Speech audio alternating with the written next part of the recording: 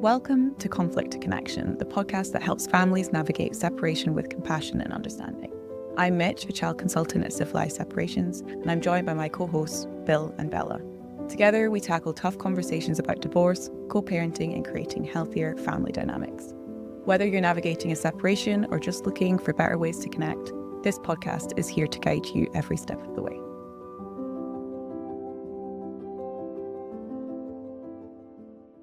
Today we'll be exploring the topic of what's wrong with divorce in the UK. As always, I'm joined by Bill and Bella. We're just going to dive straight in, I think, and as it's probably quite a big topic. But Bill, what are the main issues that you've found wrong with the divorce process in the UK? And when I talk about the divorce process in the UK, what countries are we comparing that to, if any, that are doing the process correctly in your mind? I think there's a lot wrong with how separation is managed in the UK. And I have an example of how it can be done better. Not perfect, but definitely a far more comprehensively helpful process, perhaps, as a result of working in Australia for a long time in the family law separation world. In Australia, quite a long time ago, there was a report written by Patrick Parkinson, which was looking at what was happening to children as they were going through the family law process, people using the family court. And they discovered that the damage that was being done to the children was immense. And so there was a sense of, well, we need to do something about this. And so as a result of that, eventually, after much consultation, there was an agreement to set up family relationship centres, and there were 65 of them spread across Australia. At first, they were sort of a bit clunky because everybody who came into them was from the world of mediation, arbitration, family law anyway, so they brought their kind of existing ideas with them. But over time, a new idea started to evolve, a new awareness that something comprehensively different needed to be given to people who were trying to separate. And so this idea of you had to get a certificate from a family relationship centre before you could go to court. There was no point going to see a lawyer because the lawyer would just tell you straight away, you need to go to the family relationship centre and get a certificate before you want to use me. So there were 6 of them across Sydney that I was kind of responsible for the clinical practice of. We did lots of research and we did lots of experimentation and tried lots of different things. And over time, we became more and more aware of why people were in conflict and what they needed to do to stop them being in conflict. And it wasn't really about the topics that they brought to the centres. It was more about how they felt, what sort of childhood they'd have, how equipped the relationship was to manage their differences. And it became apparent that helping people become more reflective was probably the most useful thing you could do, where you could help them understand more about themselves, more about the other person, develop a greater capacity to see what role they'd played in the situation they found themselves in. So basically we got more and more interested in how do we stimulate reflective capacity. Because if you reflect upon your relationship with someone and you do it in a way where you allow yourself to kind of think thoughts you wouldn't normally think, you could get to a point of realizing that you might unwittingly and not intentionally contributed to the conflict. You might become aware of the fact that you behaved in certain ways or said certain things or done certain things that were problematic for the other person, and therefore you would have a deeper awareness as to why the conflict had occurred, rather than the view you'd normally have when you started, which is it's nothing to do with me, it's entirely come from the other person. Becoming more reflective resulted in a big shift in terms of people's desire to go to court, because they were no longer saying, I need a judge to tell you you're a bad person. They were more realizing, I've had something to do with this, so I want to have something to do with the solution. And so they were much more amenable, much more open-minded, much more compassionate, much more kind about how they resolved stuff as a result of that increased degree to reflect. In addition to that, they became much more aware as to what their conflict was doing to their children. And in Australia, certainly in the organisation I worked in, child inclusion became something you'd have to opt out of rather than something you had to opt into. You didn't have to you had to prove that you didn't need child inclusive rather than prove that you did. And so the children's voice had an enormous effect when the parents got to hear what the nature of their relationship with each other was doing to their children. They got to reflect upon how that might play out for this child for the rest of the child's life. They started to think about, what sort of world we want to be in, what sort of child do we want to have, what sort of legacy do we want to leave. So they kind of developed a much more holistic, big picture, a true parent perspective, I suppose, bigger, stronger, wiser and kind. They were stepping up into a more sophisticated, wiser role, I think, than a grieved individual, which is how they kind of came into the process. So that's not happening in the UK really at all, I don't think. And even mediation, from my point of view, isn't really addressing why people are in conflict. It's sort of helping to work out what can we do now that you are. I kind of feel that mediation has kind of come from law anyway. The fundamental thinking that sits behind mediation is not that different to the fundamental thinking that sits behind law, whereby people are coming with a complaint about the other, which they consider to be the reason for why things didn't work out, an underappreciation as to all of the trauma that's led to that, all of the unconsciousness that's resulted in the conflict, lots of factors that have kind of led to people, not getting on with each other. So I can't really say that anything's going on in the UK that, from my point of view, is particularly encouraging, because I don't think the fundamental, very premise upon which all thought stems is problematic. Points of difference that are focused in on as if to solve the problem about which school is the child going to go to result in the parents getting on with each other. It's kind of focusing on an outcome with a hope, perhaps, that now that they know what school the kid's going to go to, they'll now get on with each other. But of course, well, that might happen, but there isn't a process at the moment. It's deliberately designed to make sure that they do end up getting on better with each other. And from the children's point of view, that's the thing they would most like to have. What's happening in the UK, I'm not seeing or hearing much. I'm hearing an awful lot of variations on a theme where, we're kind of keeping the fundamental thinking that sits beneath how mediation and the law works, but it's not shifting significantly enough, I don't think. I think the reason people are in conflict with each other is because they have effectively experienced trauma, and that's affected their relationships, and they are upset about each other's demeanour, and they don't know what their demeanour is. So how could they know what to do about it? Yeah. So we're kind of dealing with a long-term kind of symptom. Lots and lots of things have gone wrong, and eventually a symptom's popped up, i.e. we can't agree about the school. If we hone in and have a big discussion about the school, we're not going to deal with the cause of it. We're going to deal with the symptom of it. So we're not really going to make any difference in the overall scheme of things. So do you feel like the UK legislation is changing at all? It's trying to. There's been amazing reports and amazing sort of directives from a high-level judiciary. But it's like, at one point there was an idea that there should be a voucher where you could get mediation. But if you, like I, feel that mediation isn't really addressing the problem, then giving a voucher for something that's not as bad as something else is not really enough. It's not a shift enough, deep enough. It's not a transformative, deep shift in thinking. It's just a variation. I really appreciate the concern that is often expressed by lawyers and others about the effect of the adversarial system. But I don't see anything happening that's addressing it, especially when I know an entire country's worked this out to some extent. Yes, you've got the comparison. Yeah. I mean, I'm thinking, all these people are kind of wringing their hands saying, isn't it awful?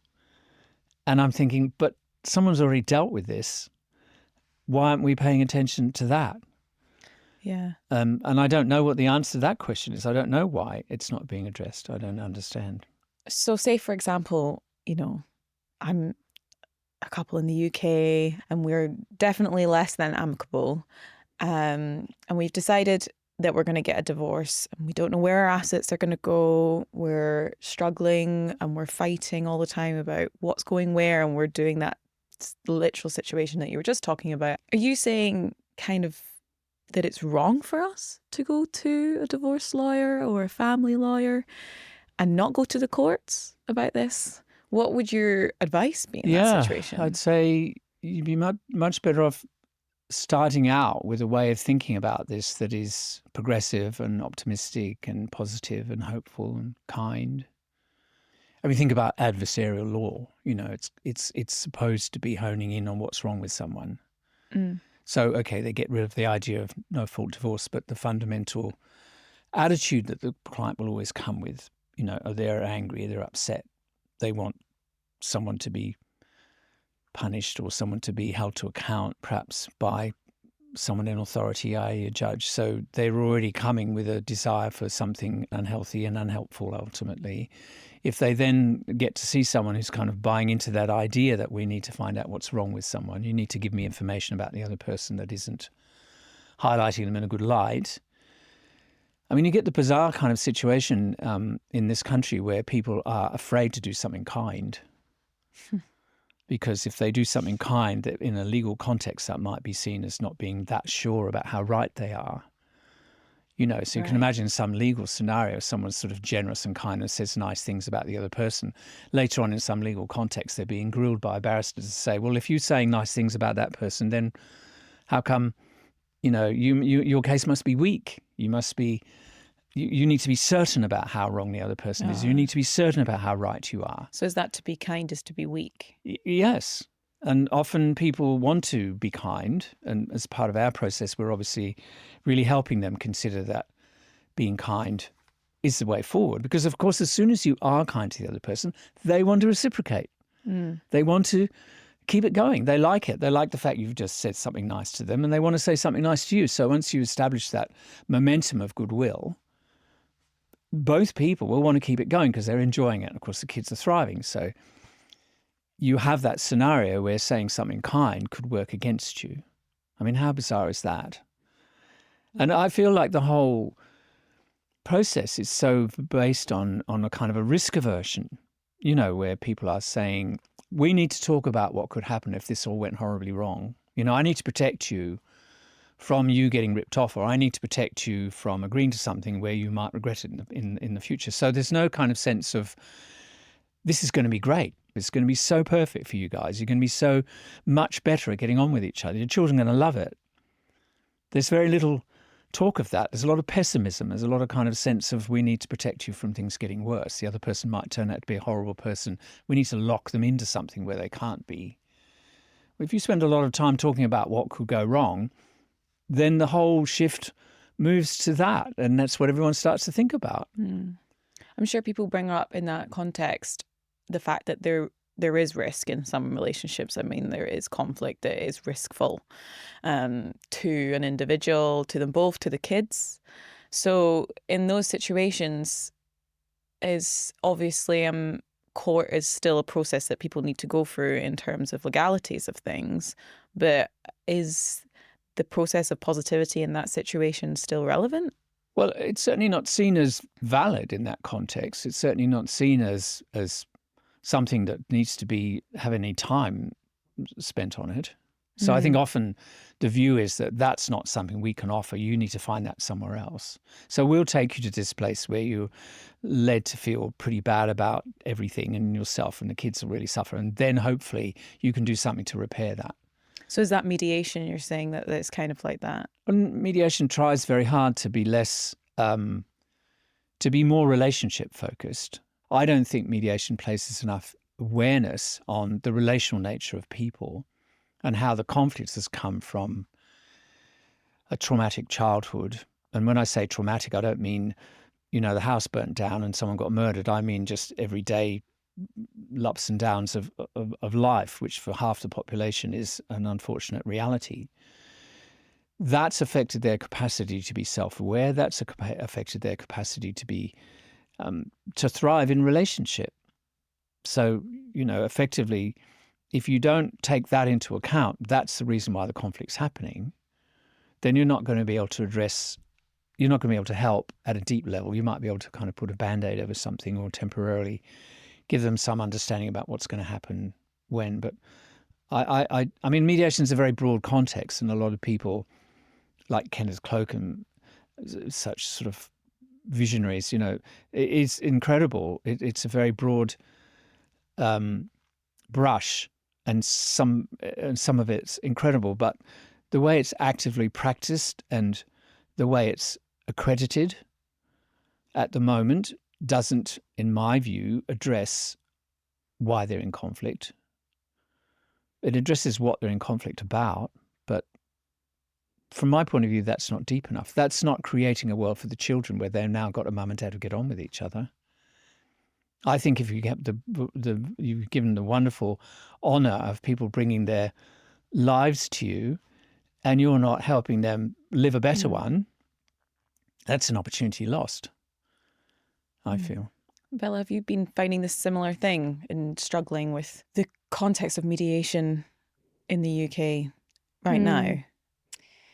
I think that the unfortunate constraints, I suppose, that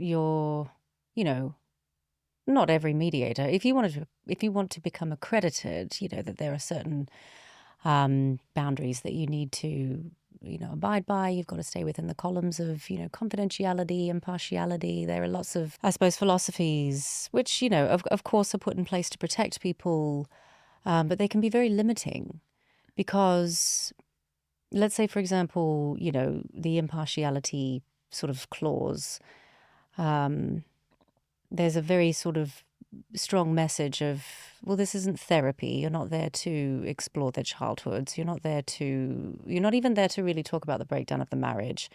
You can acknowledge it. Look, we never thought we'd end up in this situation, but here we are.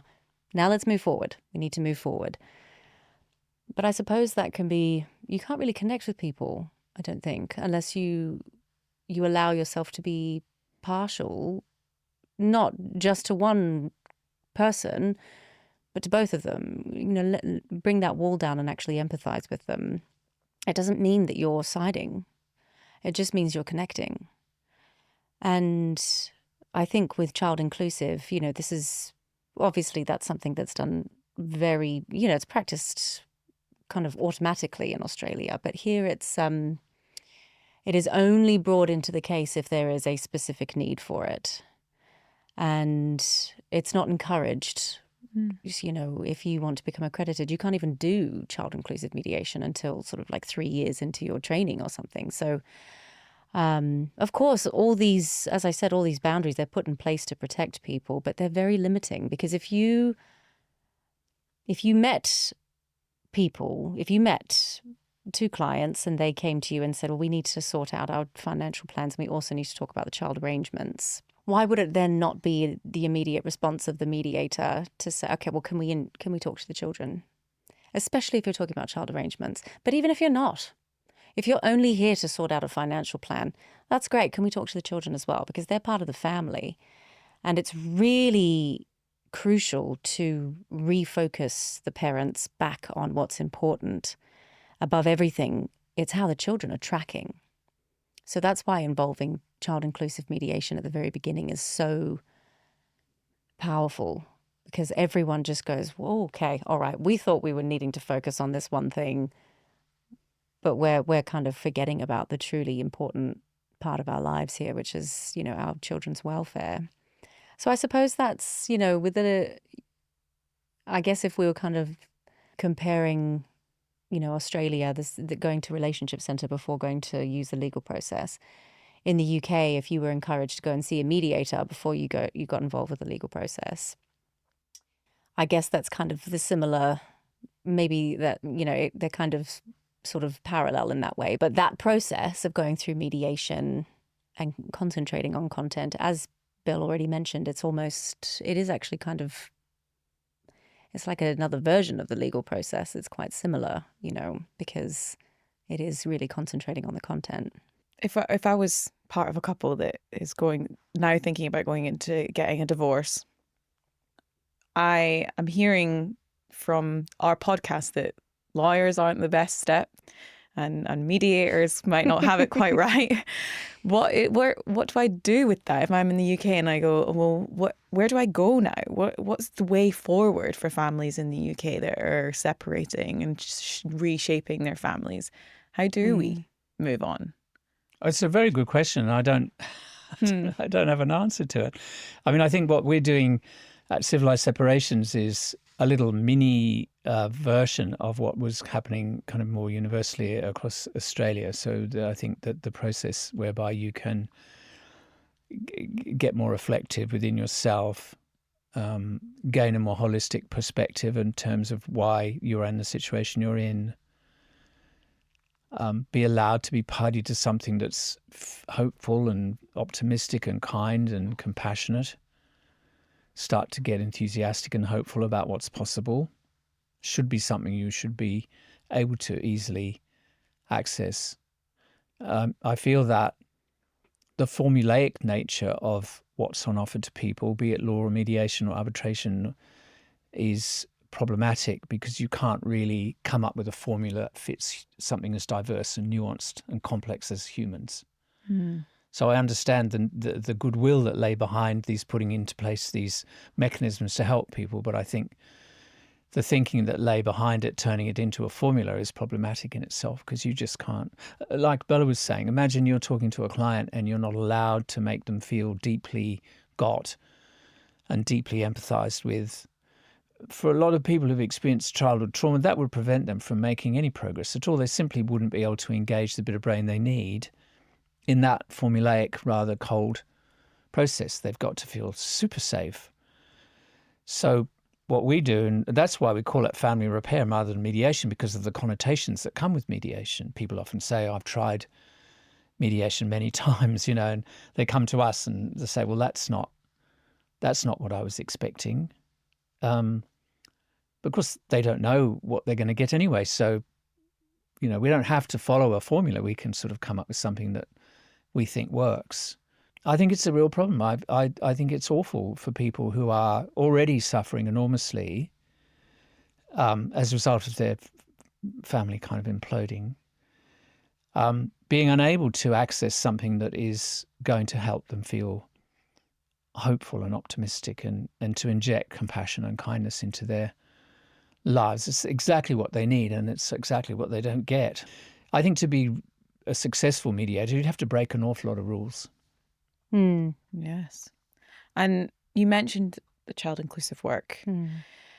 What does that mean? Because we've talked about it a couple of times.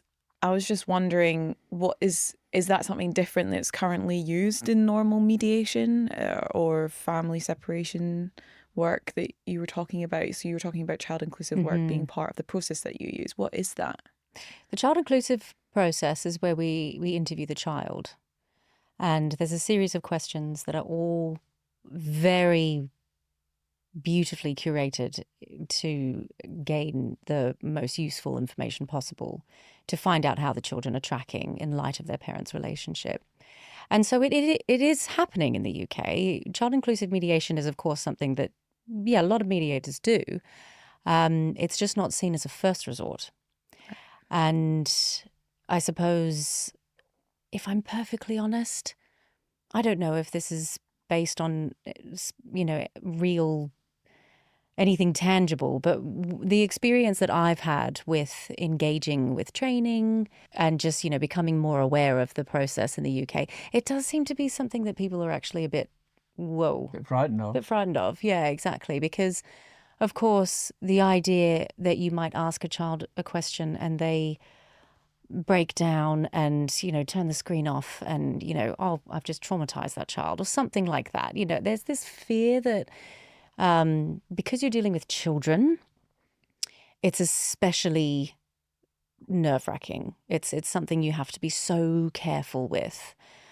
And I don't really understand why that is, because if you have these beautifully curated questions that you're going to ask the children, nothing leading. Of course, you're not going to be asking them, who do you like more out of your parents and things. They're so particular about how the child is tracking. They're not damaging. They're only an opportunity for the child to, first of all, kind of like make sense of their own feelings, but also just have a floor to actually unpack it with someone and have their voice heard. In a lot of families, children, a lot of families that are going through divorce, it's already so stressful. It's already so high conflictual.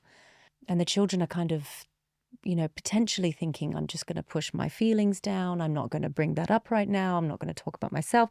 I'm not going to do anything that's going to ruffle feathers. I don't want to make waves with my parents.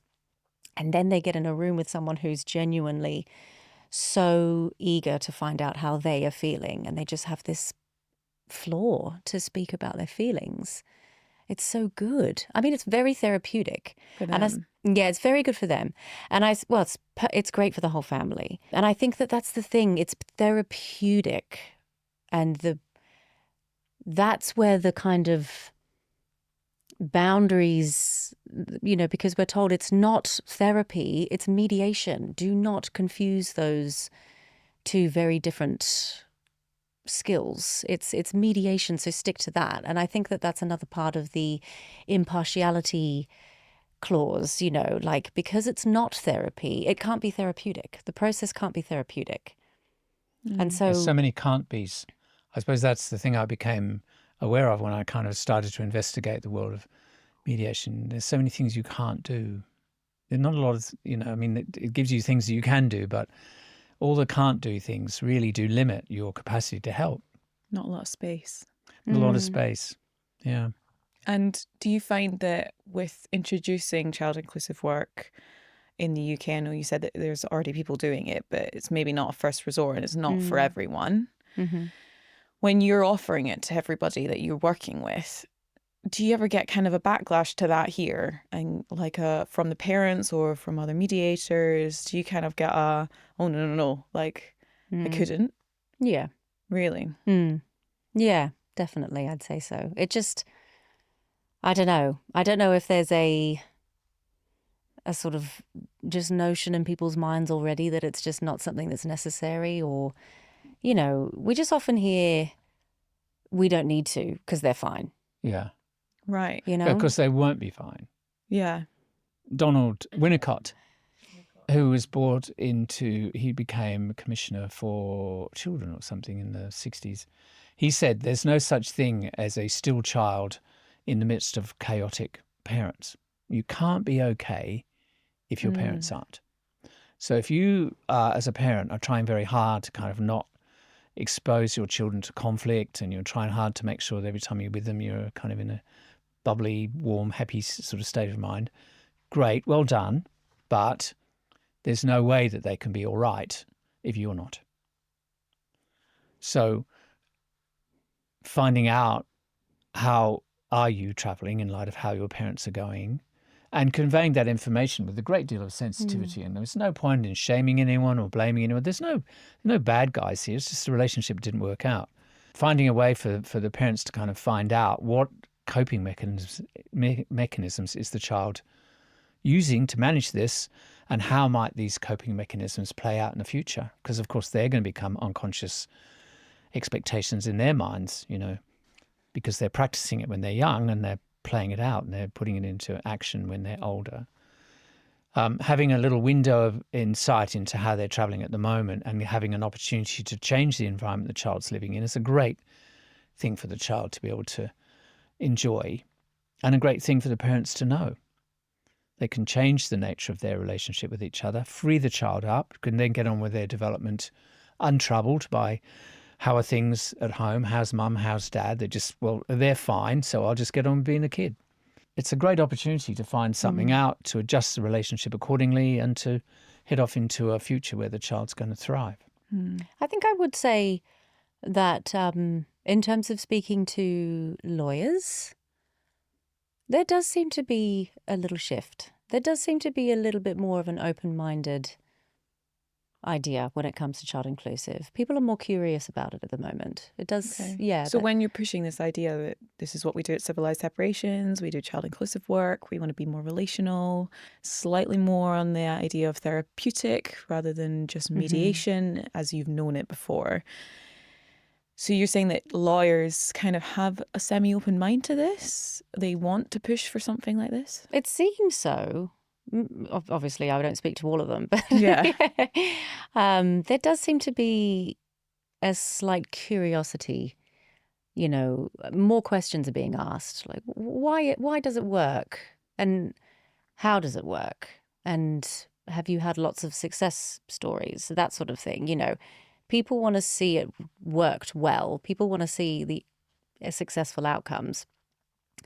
And then obviously they'll become more open-minded to it. So there's definitely more curiosity about it. I would probably say that it might be in terms of our sort of like routine, like weekly, it would be more pushback from the clients, I think. Yeah, clients often think we've shielded the children thus far. Why would we expose them to that? Well, they probably haven't. Much as they wanted to, they may not have shielded the children as much as they think. And also the children have kind of had something happen they didn't want anyway. So they weren't consulted very often about should we separate, which is probably a good thing. So they've had no voice in that. And if they have no voice in what's the family going to look like in the future, then they get a big reminder in many ways of their kind of lack of right to have a voice, I suppose. So having an opportunity to speak is very good for them. And also I think they like to offload and hand it to someone that they know is going to do something about it. So the child consultant is saying, I won't say anything to your parents who don't want me to. Right. And I'll just try to get them to see how you're going.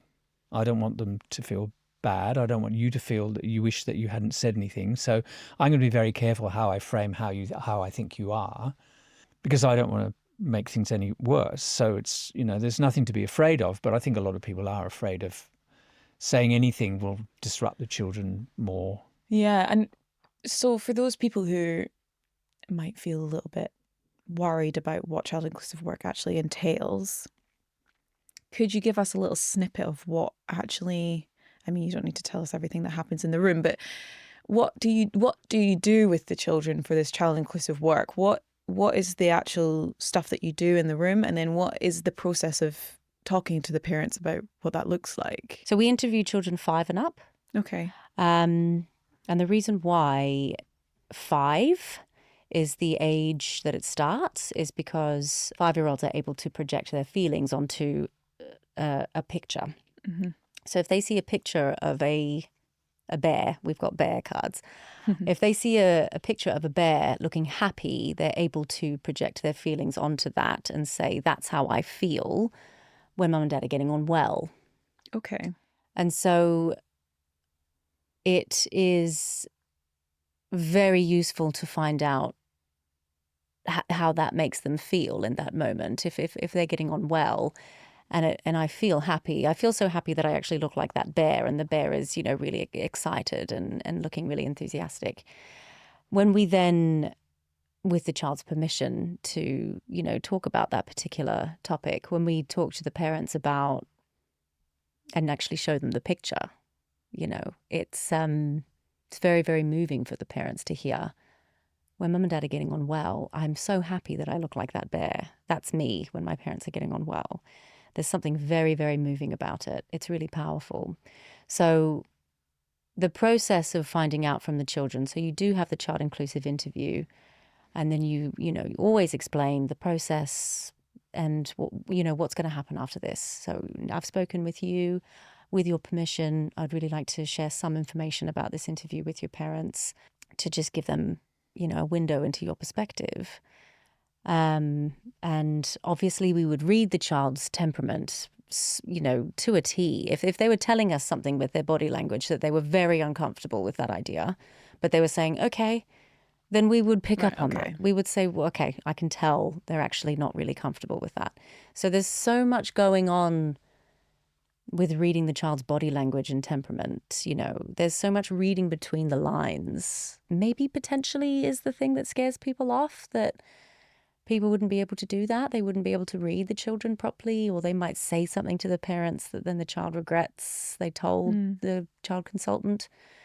Who knows? But it's actually an easier process than people think it is. And much safer than Yeah, they think. much safer. Because you can manage the information you've heard from the child according to the capacity of the parent to hear it. Right. So it's not like you're taking everything the child says and just going, here, this is what your child No, thinks. you're effectively saying, this is how your child made me feel. These are Okay. the sort of things that popped into my head when your child was talking to me. And these are the things that he showed me in terms of how he feels. So if there's something in there that's too harsh, well, we just don't use it. Yeah. We're not sort of obligated to sort of hand everything over. But most parents want their kids to be okay. It's universal. Every living species wants its gene pool to be ongoing. So you're kind of tapping into a deep, well-entrenched desire for the children to thrive. We're just harnessing that for a process whereby people think, okay, well, now that I have become aware as to how important it is that we create a relationship with each other that's harmonious, let's look at how we're going to divide our assets. I now come to that discussion about finance with a desire to collaborate and cooperate and get on and nourish and nurture the other person. Because it's good for my child. Yeah, good for my child, because if it's good for the other person, it's good for my child. So if one parent sort of, harassed or kind of belligerently battered the other parent into agreeing to something that's not okay in terms of finances, then the children are going to have to deal with the consequences of that later on. Mum's in a bedsit somewhere, miserable, feeling very resentful and very unhappy. Yeah. When they're with her, they're going to find her hard going. Yeah. And it's quite possible that kids will think, well, I'm having to deal with an unhappy mum and my dad's had something to do with that. So, everyone needs to think about, how do you want to manage this? Yeah. And how are you going to be seen in this as well? It's really interesting. And in terms of civilized separations, do you feel like this is the way forward for the legislation in the UK? Do you want to be part of that kind of movement? Yes, very much love to have some influence, I suppose, on the discussion that's going on. It's been frustrating. I've been here for 8 years, going to conference after conference, listening to people say we need to do things differently. And sitting there thinking, well, yes, of course. And we already know what to do. Why aren't we doing it? What's going on? So I suppose it's a difficult question to answer, but why do you think there's such a stick in the mud about, like, why aren't we moving forward? Well, I think in England, there's always been this sense that the nature of government is unlikely to bring about change. It's almost like the government lags behind the people and will eventually do something if absolutely forced to, but won't drive anything. The thing about happened in Australia was this report was written, and we had this amazing person, Jen McIntosh, who kind of created child inclusive work, and we had these lots of amazing people put time and energy into creating this momentum. I think No Fault Divorce went out in Australia in 1975. And it wasn't The that recent long was ago like here. last year or something. Yeah, my So gosh. it gives you some sense as to the culture. One thing I don't think is that it's not changing slowly because lawyers love to take money from people and they love to keep them in conflict. I think it's simply It's not that. untrue and not. It doesn't reflect well upon the genuine, deep desire that lawyers have to help their clients. But I do think if you've only got a hammer, you're going to treat everything like a nail. And I think all that's on offer at the moment is deeply problematic in its very essence. So we want to give lawyers the opportunity to actually hand their clients something that is something like you're offering them. So you can go do some mediation and a mediation process that works. Let's do child inclusive work, and lawyers get behind that because they want the best for their clients. I think that's the thing to do. People go naturally to a lawyer to start off with, great. Then if the lawyers could offer something more relational, more therapeutic, more child-focused, and then the clients come back to the lawyers, that's going to result in a very fast process because we've dealt with why they're in conflict. So it's not going to go on and on forever. the parents have this mutual desire to work stuff out because they realise how important it is for the children. Plus, they've been through a process where they've realised that to some extent the conflict is partly them. So there's no need for it to keep going on because the thing that's perpetuating the conflict's been uncovered. Would you explain that as something like collaborative law?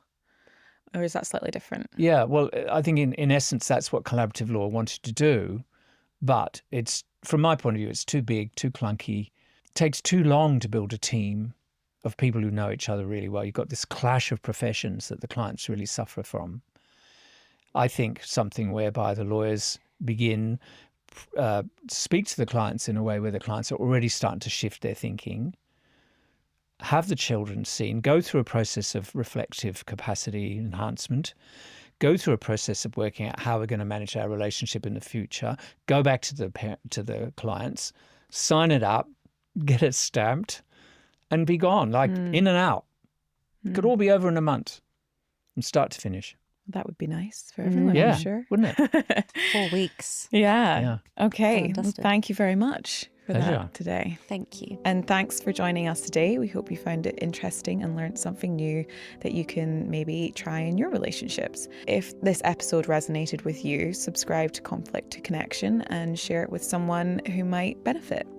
You can also find resources on our website at civilizedseparations.co.uk. So subscribe now and follow along to find out more. Thank you for listening. Thank you. Thank you.